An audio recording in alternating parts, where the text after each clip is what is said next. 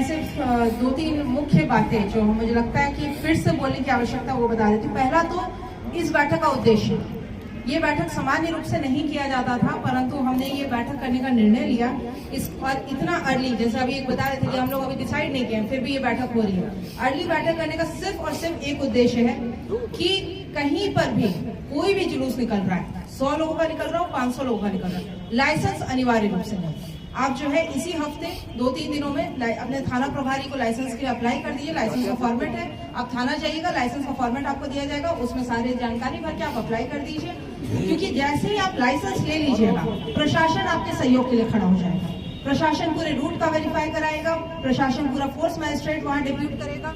वहाँ पे अग्निशमन की जरूरत हो, फायर ब्रिगेड की जरूरत हो, एम्बुलेंस की जरूरत हो, किसी भी प्रकार की जरूरत हो तो हम लोग प्रोवाइड करेंगे। परंतु अगर आप लाइसेंस नहीं लेते हैं, आवाज आ रही है पीछे तक, तो अगर आप लाइसेंस नहीं लीजिएगा तो हमें जानकारी ही नहीं होगी।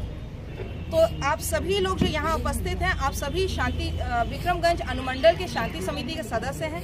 तो हमारी यही अपेक्षा है कि आप लोग अलग अलग प्रखंडों से आए हैं, आप सभी अपने प्रखंड के अभिभावक के रूप में हैं। तो वहाँ पर आप लोग को पता है कि कौन कौन लोग जुलूस निकालते हैं, छोटा जुलूस निकलता, बड़ा जुलूस। तो उन लोगों को जनरली रामनवमी के जुलूस में देखा जाता है कि युवाओं का जुलूस ज्यादा होता है, युवाओं की संख्या अधिक होती है। तो उन लोगों को ये जानकारी दीजिए कि प्रशासन सहयोग के लिए लाइसेंस लीजिएगा तो हम सहयोग ही करेंगे, हम कोई रोक रुकावट नहीं करेंगे, हम आपके सहयोग के लिए उतरेंगे। तो इसीलिए पहला है कि लाइसेंस जरूर लें, और इसीलिए हम लोग इतना जल्दी ले रहे हैं। कल हम लोग डेहरी में भी करेंगे, फिर सासाराम में भी, ताकि लाइसेंस 100% हो जाए। ये सबसे पहला चीज है।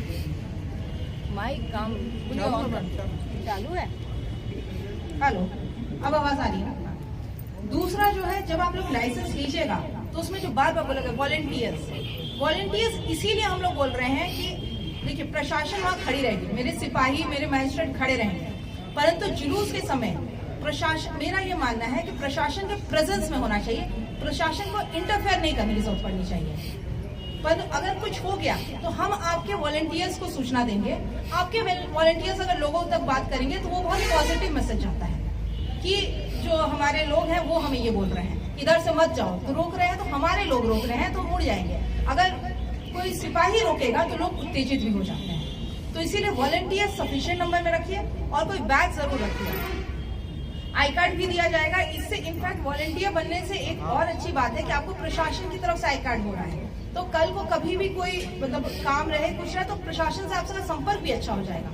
तो वॉलंटियर जरूर बनाइए और बैच रखिए, ताकि भीड़ में हम लोग वॉलंटियर्स को आइडेंटिफाई कर सकें। अगर मान लीजिए डीजे पे कोई गाना डीजे नहीं, मतलब आपका लाउड स्पीकर पे कोई गाना बज गया, तो पुलिस वाले जाके रुकवाएं या प्रशासन रुकवाए, उससे अच्छा रहेगा कि हम वॉलंटियर को बोले वॉलंटियर गाना बदलवा दें। मगर हमको वॉलंटियर पहचान में आने चाहिए, तो उसके लिए बैच जो है सभी लोग, मतलब 5 रुपए का छोटा छोटा आता है, वो तो आप लोग देखे ही होंगे, ऐसे फूल बना हुआ बड़ा सा, वो बैच सभी लोग इंश्योर कराइए कि बैच जो है वो वॉलंटियर्स के पास रहे, ताकि हम लोग आइडेंटिफाई कर ले, और कभी भी कोई भी मैसेज हमको देना रहेगा तो हम आपके वॉलंटियर्स के माध्यम से देना चाहेंगे। हम डायरेक्टली जो है पब्लिक को नहीं बोलना चाहेंगे, क्योंकि उसका रिएक्शन मिल जाता है कभी कभी। तो बेस्ट होता है कि वहाँ पे प्रशासन मौजूद रहे, सफिशिएंट नंबर में फोर्सेस मौजूद रहेंगे, मगर हम लोग जुलूस से बातचीत कम से कम करें, इंटरफेरेंस नहीं होना चाहिए। आप लोग बीच में खड़े रहिए, हम लोग आप लोग तक बोलेंगे, आप लोग फिर कन्वे करिए, तो आपका मैसेज बहुत अच्छे से जाएगा। तीसरा चीज है कि जो टाइमिंग बताया जा रहा है, टाइमिंग जितना ज्यादा आप लोग अडेयर करिएगा, क्योंकि आप लोग सभी लाइसेंसधारी हैं, आपके लिए सहयोग में रहेगा। अगर आप टाइमिंग अडेयर करिएगा, टाइमिंग का अनुपालन करिएगा, तो आपके लिए ही अच्छा रहेगा कि प्रशासन भी उस समय के लिए तैयार रहेगा। उस समय कई बार होता है ना, बिजली की तार आप लोग बोल रहे हैं, तो हम लोग बिजली भी काट देते हैं, तो उसी समय के लिए काटेंगे जो कि आप लोग टाइमिंग लिखिएगा। उसके बाद अगर जुलूस चलता रह गया तो फिर आपका मतलब टाइमिंग गड़बड़ाने से फिर सब कुछ गड़बड़ाने लगता है। तो इसीलिए टाइमिंग का जो है, जो भी समय आपको लगता है वो समय आप एकदम सही दीजिए, और ससमय जुलूस निकालने का एकदम प्रयत्न करिए, ससमय निकल जाए। चौथा जो है लाउड स्पीकर डीजे, ये तो आप लोगों को पता है, आप लोग हर बार अनुपालन कर रहे हैं। अब ये बिहार के लिए नया चीज नहीं कि डीजे नहीं बजेगा, ये सब कोई जानता है, नहीं बजेगा तो नहीं बजेगा, अब बजता भी नहीं है।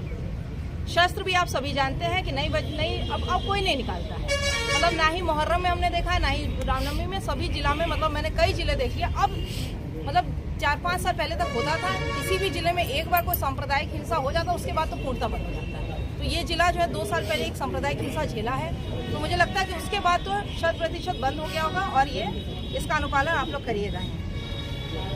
अच्छा, जो संवेदनशील जगह की बात हो रही है, जैसे विक्रमगंज में बोला जाता है काव नदी पुल के पास हो जाता है, या नासरीगंज में, आप सभी जानते हैं कि आपके प्रखंड का संवेदनशील जगह क्या है। और ये आप में से कई लोग बार बार बोले हैं कि आप लोग का प्रेजेंस बस वहाँ रहे। जो संवेदनशील जगह है वहाँ पे मेरी शांति समिति अगर खड़ी रहेगी तो वहाँ कभी कुछ नहीं होगा।